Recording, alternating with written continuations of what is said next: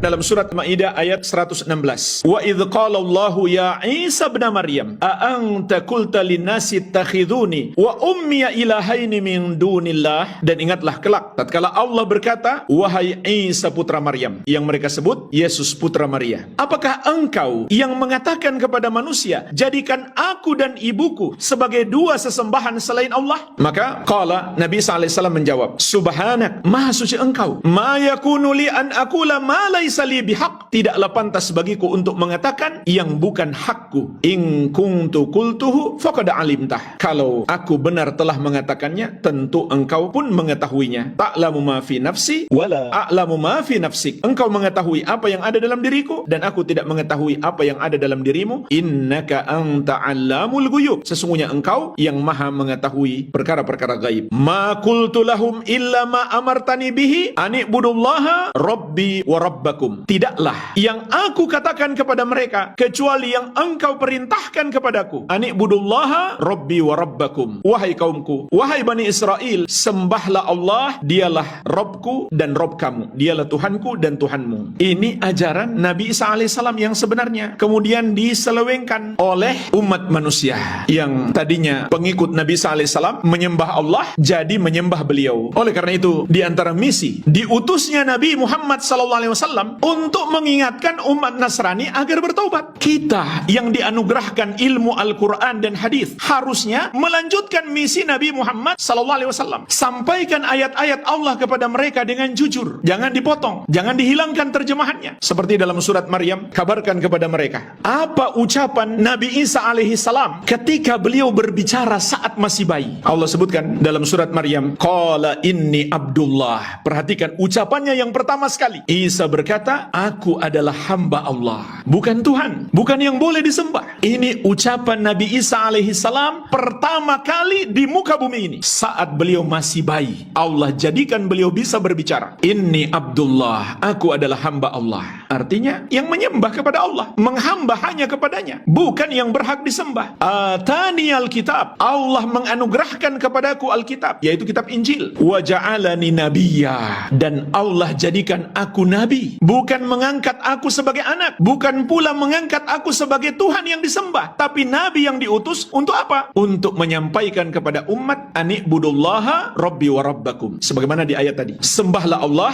dialah Tuhanku dan Tuhanmu. Wa ja'alani mubarakan aynama kuntu, dan Allah jadikan aku orang yang penuh berkah dimanapun aku berada. Para ulama salaf menafsirkan orang yang penuh berkah itu mengandung dua makna. Yang pertama, nafa'an aynama tajahtu, selalu memberi manfaat dimanapun aku berada. Yang kedua, mu'alliman lil khair, selalu mengajarkan kebaikan. Dan kebaikan yang terbesar adalah tauhid serta melarang syirik. Makanya Allah kabarkan di ayat yang lain di surat An-Nahl ayat ke-36, seluruh nabi dan rasul tugas utama mereka mengajarkan tauhid dan melarang penyembahan kepada selain Allah. Walaqad ba'atsna fi kulli ummatir rasulan, dan sungguh kami telah mengutus pada setiap umat itu seorang rasul. Setiap rasul menyerukan kepada kaumnya, ani'budullaha, sembahlah Allah, wajtanibut tagut, dan jauhilah semua yang disembah atau yang diibadahi atau yang dituhankan selain Allah subhanahu wa ta'ala. Ini artinya orang yang penuh berkah, bukan malah membenarkan agama kekufuran dan kesyirikan, bukan malah membenarkan penyembahan kepada selain Allah. Orang yang penuh berkah itu yang mengajarkan kebaikan, dan kebaikan terbesar adalah mentauhidkan Allah dan menjauhi perbuatan dosa syirik. Wa awsani bis salati waz zakati ma dumtu hayya, Allah juga mewasiatkan kepadaku untuk melakukan salat dan zakat selama aku masih hidup. Ajak itu umat Nasrani mengikuti beliau, masuk Islam, salat dan bayar zakat. Inilah yang seharusnya jemaah sekalian kita lakukan, karena ini tugas Nabi Muhammad SAW. Ayat ini diturunkan kepada beliau untuk disampaikan kepada seluruh manusia, terutama kepada umat Nasrani. Maka Allah berikan kita ilmu tentang Al-Quran, harusnya kita bersifat amanah, jujur menyampaikan, tidak peduli manusia suka atau tidak, menerima atau tidak, kita sampaikan. Itulah sebabnya jemaah sekalian, Nabi Muhammad SAW dimusuhi oleh kaumnya sendiri. Kenapa? Yang benar beliau katakan benar, yang salah beliau katakan salah. Beliau menyalahkan, bahkan mensyirikkan dan mengkafirkan perbuatan mereka menyembah kepada selain Allah. Mereka pun marah. Tapi sayang, sebagian umat beliau takut kalau orang kafir itu tersinggung jika harus menyampaikan yang berhak disembah itu hanya Allah. Nabi Isa alaihissalam gak berhak disembah. Gak enak membuat manusia tersinggung. Dan ini adalah sifatnya orang munafik. Wa minan nasi may yaqulu amanna billahi fa idza udhiya fillah ja'ala fitnat fitnatan nas ka'adzabillah. Dan di antara manusia ada orang yang berkata, kami sudah beriman kepada Allah, namun apabila dia disakiti di jalan Allah, dia jadikan gangguan manusia itu seperti azab Allah. Artinya, demi selamat dari gangguan manusia, dia tinggalkan ajaran Allah.